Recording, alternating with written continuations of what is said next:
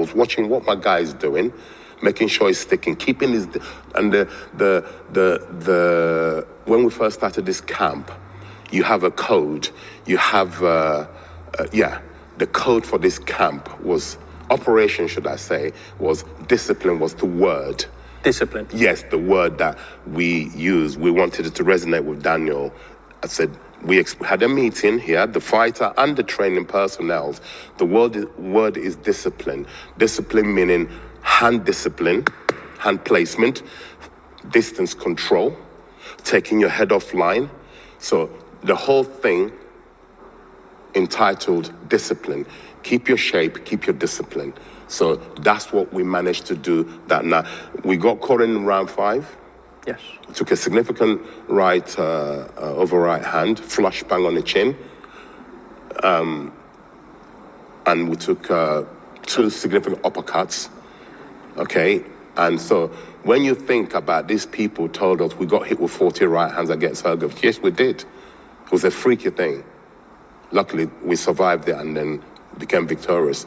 And everyone said, oh, if Anthony Houston just with one of those right hands, if is small, two letters, but big meaning, right? So there was a lot of ifs. And I'm just going to interrupt, guys, because he's obviously going on to the right hands. But he just says the discipline we teach Daniel, guys, to keep your hand placement, make sure you're moving your head, make sure you're not in one position. And a lot of people just thought Daniel Dubois ain't going to be able to do it. But the way Don Charles is saying, the way him and his father and the team kind of stuck it on Daniel, discipline was everything in this fight. And for me, Daniel Dubois followed the plan to a T. Like, that guy was just there to win. That's it. I didn't see nothing else in Daniel Dubois. He raised his game, guys. Daniel Dubois raised his game by 50, 60, 70% in that fight. He came, I remember Dubois saying in an interview, I know I've got to raise my level for this fight. I know. But for whatever reason, AJ couldn't match his level. And maybe it was just a shock factor. But very, very good performance. And I love what Don's saying here. And it was my duty and the team to make sure that we can eradicate that or reduce. And with bloody hell did we reduce it. We limited them to one right hand. And I'm not supposed to take them, but our boy dealt with it. It wasn't even, I believe the front leg went a little bit and it regrouped and it was still very dangerous. So he went, Anthony Kemp for the finish and got himself knocked out. The way he says this shit, man. I'm not laughing, but I'm not laughing at AJ, guys. Like, let's be straight, man. I like AJ, but you know, these scenarios, they make me laugh sometimes, man. I just visualize this shit like, oh man, AJ just throwing these right hands here, like he's gonna go through the bar and just the bar just knocking him out, guys. Just like AJ got knocked out, he got too aggressive. He landed one right hand, guys. You know those right hands that people say if AJ does one of them, he's gonna get fucked. And don't get me wrong, AJ landed one, and Don Charles just said he staggered Daniel Dubois. Like, his leg went a little bit, but he wasn't gone as much as AJ. AJ was getting gone throughout the fight. Daniel Dubois just staggered a bit. Like, don't get me wrong, AJ can crack, man. So that staggered Daniel Dubois. But I didn't see Daniel Dubois like gone. He staggered and he went back. And then AJ landed 2 more fucking right hands on the side of the head. But Daniel Dubois weren't taking them flush, man. If you go back and watch, Daniel Dubois is moving with the punch. And I will be doing a breakdown of the cardinal sin that fucking AJ done. Well, Don Charles will talk about it. What AJ done to get himself knocked out is one of the most rookie fucking boxing mistakes you could ever make. And I will be doing a video on that as well at some point. Committed cardinal sin. You cannot throw that shot with your hand where there's various things it could. But anyway, like I said, I'm not here to educate them. That's their own problem. Fucking hell. Don Charles took it out my mouth.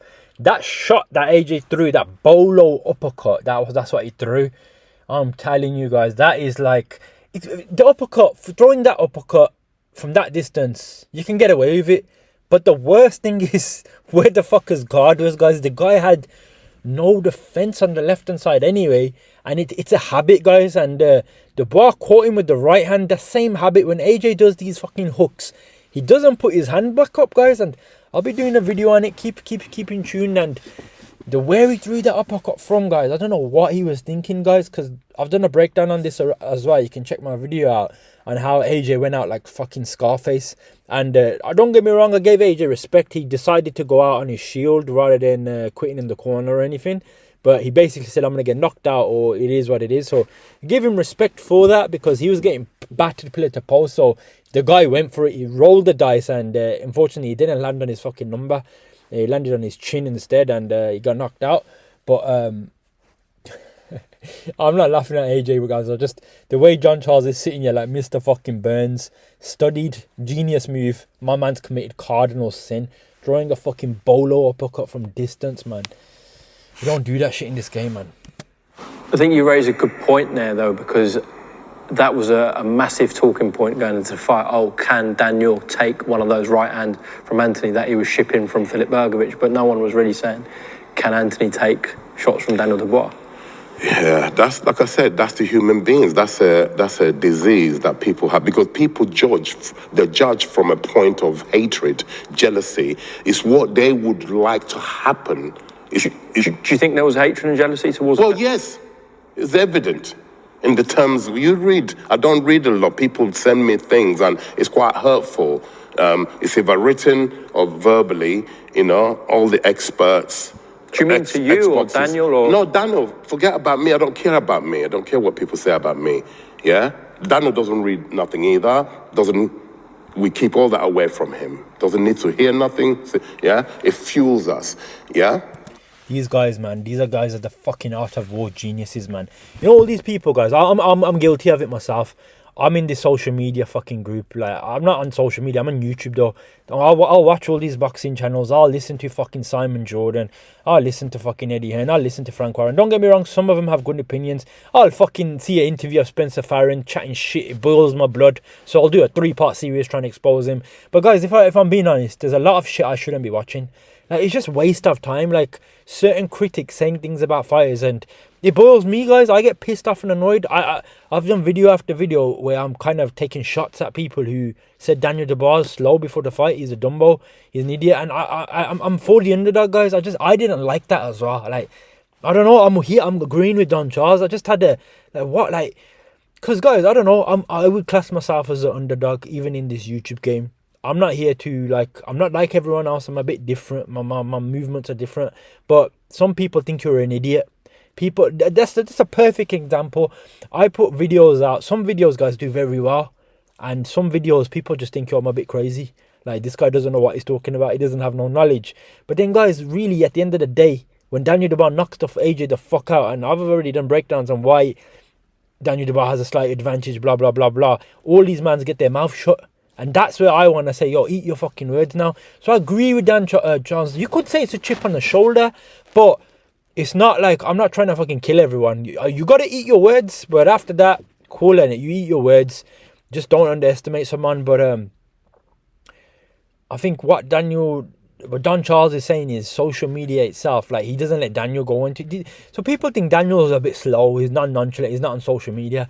Social media is a disease, guys, if you don't use it correctly. Like, just people's opinions, people's this, people that. You don't need to hear everything, because sometimes when you just take too much information, you just, you don't have your own thoughts, guys. It can affect you. So sometimes, guys, it's best to just stay away from that shit. And these guys don't listen to, from what he's saying, he goes, Daniel Dubois doesn't listen to no interviews. But obviously, Don Charles has probably been sent some stuff of people saying, oh, Daniel's going to get knocked down 6 rounds. I saw it all, guys.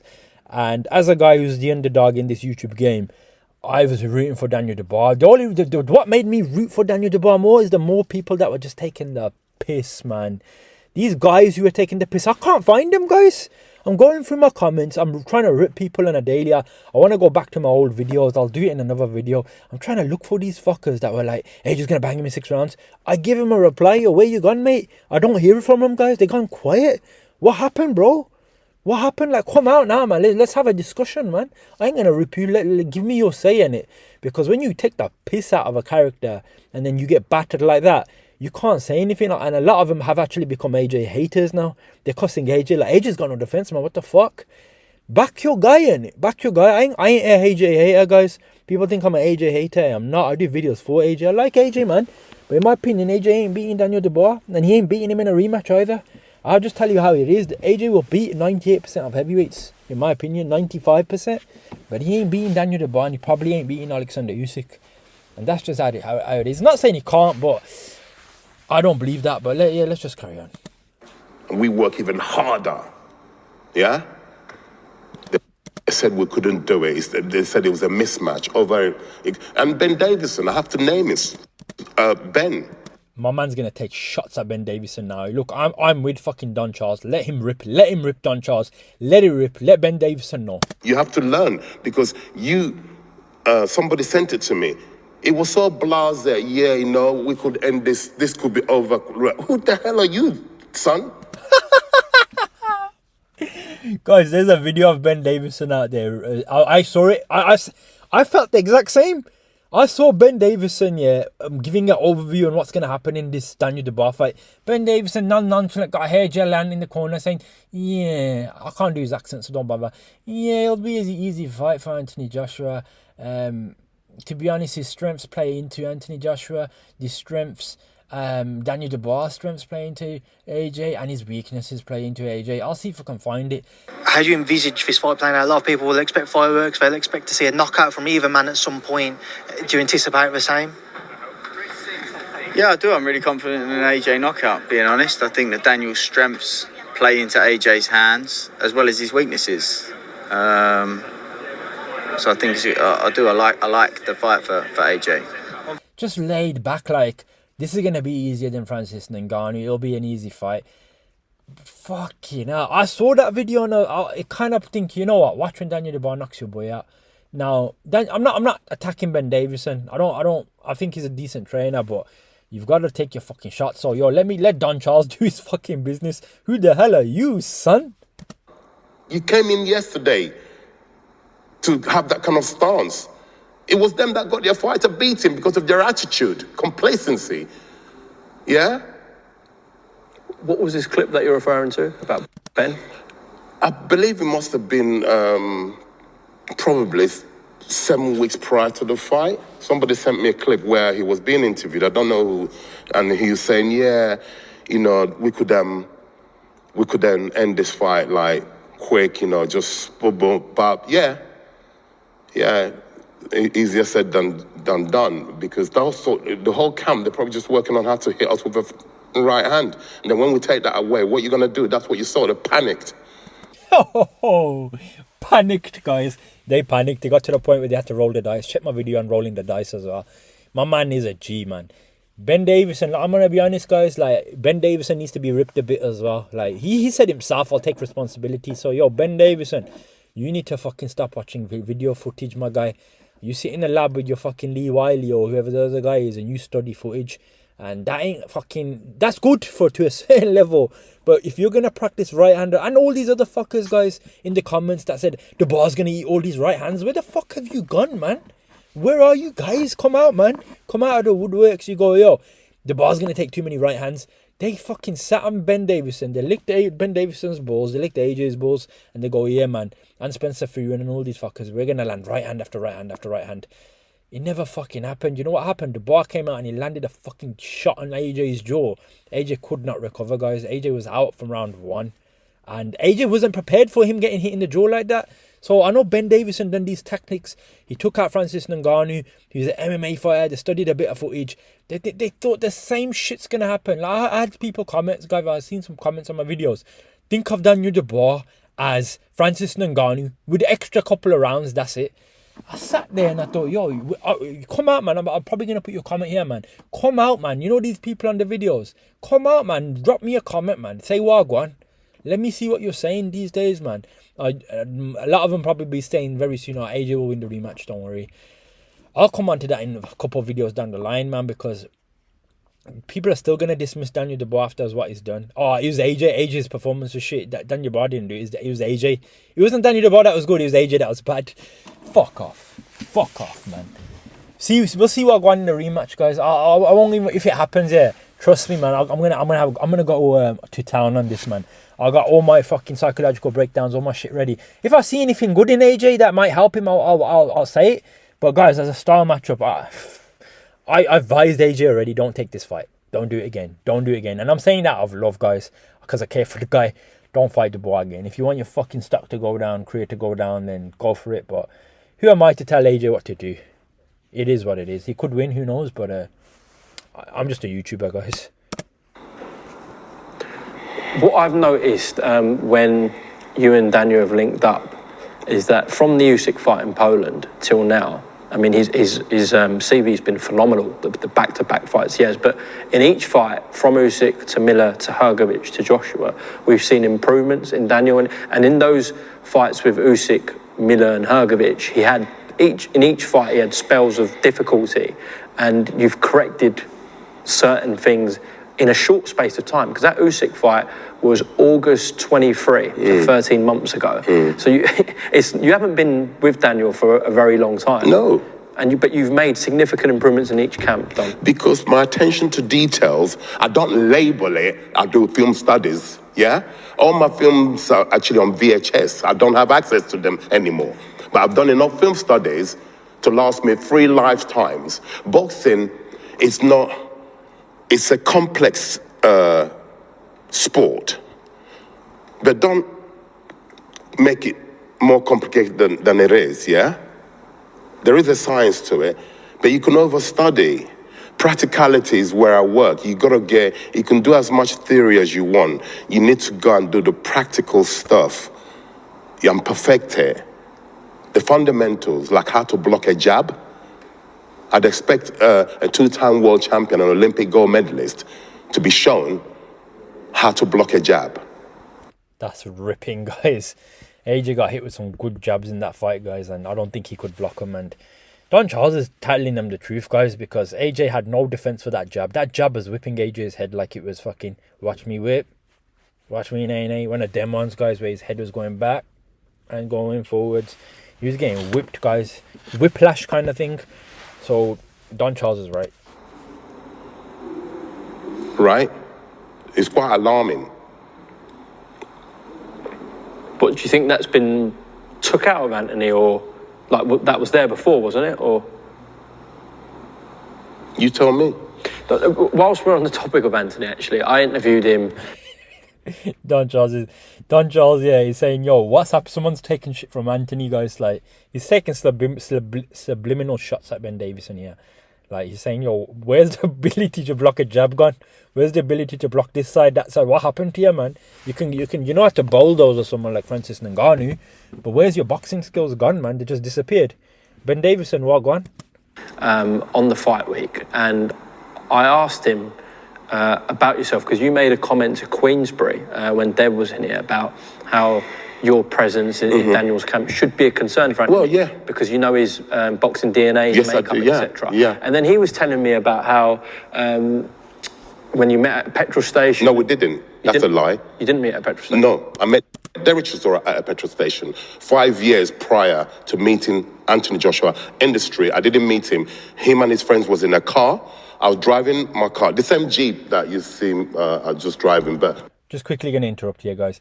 He's now going to rip Anthony Joshua for something AJ said. I'm not going to go too deep into this, but throughout the week, guys, there's been speculation. Well, they were asked about AJ and Don Charles, their relationship, because Don Charles used to train AJ, I'm talking years back, 2010 or 2011, just for a few years. And from what I know, AJ got told at the end of it to get out of the gym, just leave the gym. But there was a reason behind that, because at the time, Derek Chisora was Don Charles' fighter. It was actually Derek Chisora that told Don Charles to tell AJ to leave.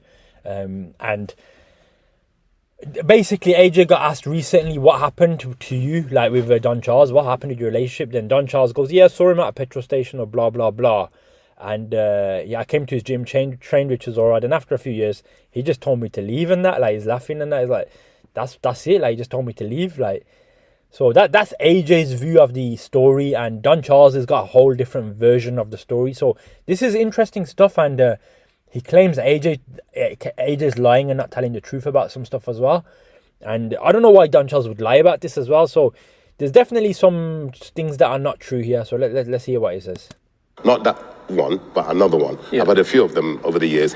They recognized my Jeep and they hooted me. It was daytime. They beeped me like it was a wide road, Finchley, Regent's Park Road, Finchley. They beeped me to pull over. I thought, I don't know these dudes. Yeah, but I can fight. Okay, I pulled over. And he got out the car to introduce himself to me. He was, I think, 19 years old. He said he'd only had 8 amateur fights for Finchley ABC at the time. And that's where the relationship started of me getting involved with him. Yeah, I won't expand on that, but that's so. Then I saw the piece. Then he went ahead to say, yeah, and I used to spar Derek.